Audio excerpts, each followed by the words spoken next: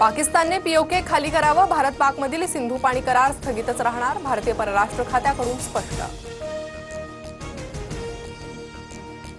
जम्मू काश्मीर बाबतचे प्रश्न द्विपक्षीय पद्धतीनेच सोडवले जाणार, आम्हाला कुणाचीही मध्यस्थी मान्य नाही, भारत आणि अमेरिकेतील चर्चेत व्यापाराचा मुद्दा नव्हता, ट्रम्प यांच्या दाव्यावर परराष्ट्र मंत्रालयाकडून स्पष्टीकरण।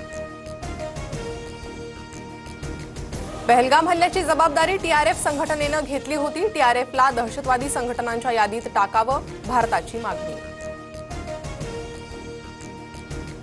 पराभवानंतरही ढोल वाजवण्याची पाकिस्तानची परंपरा जुनी, पाकिस्तानमधील जल्लोषावर परराष्ट्र खात्याची प्रतिक्रिया।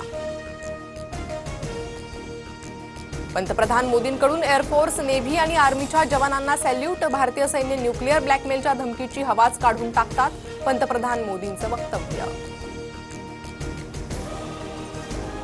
सुरक्षेच्या दृष्टिकोनातून मुंबई पोलीस अलर्टवर, drone, paraglider, paramotors, hot air बलूनवर 3 जूनपर्यंत बंदी, आदेशाचं पालन न करणाऱ्यांवर कायदेशीर कारवाई होणार।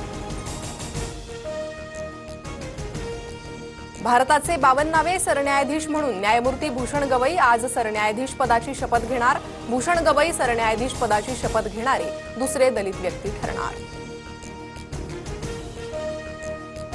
पुणे जिल्हा सहकारी दूध उत्पादक संघाच्या विक्री दरात 2 रुपयांची वाढ, 1 लिटर फुल क्रीम दुधासाठी 74 रुपये तर अर्धा लिटरसाठी 37 रुपये दर मोजावे लागणार।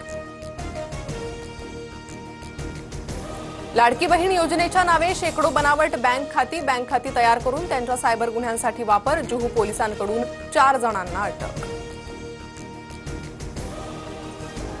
पीएमपीएमएलच्या ताफ्यात 1000 बस दाखल होणार, पुणे आणि पिंपरी चिंचवड महापालिका 500 आणि पीएमआरडीए 500 बस खरेदी करणार। अंदमानमध्ये मान्सून दाखल, 27 मे रोजी मान्सून केरळात दाखल होण्याची शक्यता, पुढील 4 ते 5 दिवस महाराष्ट्रात मान्सून पूर्व पाऊस होण्याचा हवामान खात्याचा अंदाज।